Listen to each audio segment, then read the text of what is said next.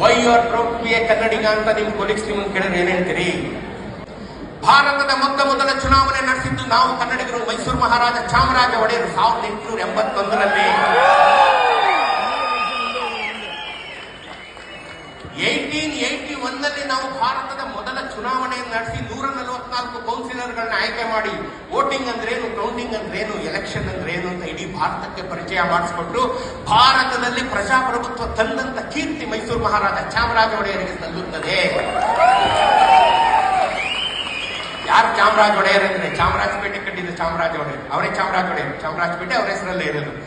ನಾವು ಪ್ರಜಾಪ್ರಭುತ್ವವನ್ನು ಆಚರಣೆ ಮಾಡುವಂತ ಕಾಲಕ್ಕೆ ಮಹಾತ್ಮ ಗಾಂಧೀಜಿಯವರು ಇನ್ನು 11 ವರ್ಷದ ಬಾಲಕ. 1869ನಲ್ಲಿ ಮಹಾತ್ಮ ಗಾಂಧಿಯವರು ಹುಟ್ಟಿದ್ರು. 1881ನಲ್ಲಿ ನಾವು ಪ್ರಜಾಪ್ರಭುತ್ವನ ಜಾರಿಗೆ ತಂದ್ಬಿಟ್ಟಿದ್ವಿ. ಮಹಾತ್ಮ ಗಾಂಧೀಜಿಯವರು ನಾನು ದೊಡ್ಡವನಾಗಿ ಮಹಾತ್ಮ ಆಗ್ತೀನಿ, ನಾನು ದೊಡ್ಡ ಸ್ವತಂತ್ರ ಹೋರಾಟಗಾರ ಆಗ್ತೀನಿ ಅಂತ ಅವ್ರಿಗೆ ಯಾವುದೇ ಕನಸು ಬೀಳದೇ ಇರುವಂತ ಕಾಲಕ್ಕೆ ನಾವು ಮೈಸೂರು ದೇಶದ ಜನ ಪ್ರಜಾಪ್ರಭುತ್ವವನ್ನ ಜಾರಿಗೆ ತಂದಿದ್ವು.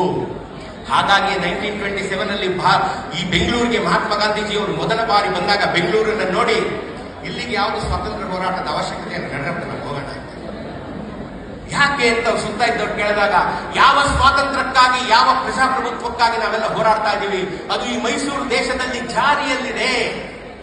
ಇವ್ರು ಆಲ್ರೆಡಿ ಇದನ್ನ ಬಂದ್ಬಿಟ್ಟಿದ್ದಾರೆ, ನಮ್ಮ ಅವಶ್ಯಕತೆ ಇಲ್ಲ, ಇವ್ರಿಗೆ ನಡೀರಿ. ಒಂದು ಚೆನ್ನಾಗಿ ತಿಳ್ಕೊಂಡು, ಇಡೀ ಭಾರತದಲ್ಲಿ ಸ್ವಾತಂತ್ರ್ಯ ಸಂಗ್ರಾಮ ಆಯ್ತು. ಸ್ವಾತಂತ್ರ್ಯ ಸಂಗ್ರಾಮ ಅಂದ್ರೇನು? ಬ್ರಿಟಿಷರೇ ಭಾರತ ಬಿಟ್ಟು ತೊಲಗಿ ಕ್ವಿಟ್ ಇಂಡಿಯಾ ಮೂವ್ಮೆಂಟ್ ಆಯ್ತು. ಮೈಸೂರು ರಾಜ್ಯದಲ್ಲಿ ಆಗ್ಲಿಲ್ಲ. ಯಾಕೆಂದ್ರೆ ಮೈಸೂರು ರಾಜ್ಯದಲ್ಲಿ ಬ್ರಿಟಿಷರು ಬೇರೆಯಲ್ಲಿ ಸಂಬಳ ತಗೋತಾ ಇದ್ರು. ಮಹಾರಾಜರು ಕಬ್ಬನ್ನು, ಬೋರಿಂಗು, ಸ್ಯಾಂಕಿ, ಇವರೆಲ್ಲ ರಿಬ್ಬನ್ನು, ಇವರೆಲ್ಲ ಮಹಾರಾಜರ ಸಂಬಳಕ್ಕಿದ್ರು.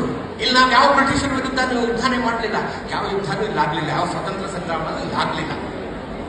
ಅರ್ಥ ಆಯ್ತಾ? ಇದೊಂದು ಚೆನ್ನಾಗಿ ತಿಳ್ಕೊಳ್ಳಿ, ಆಯ್ತಾ?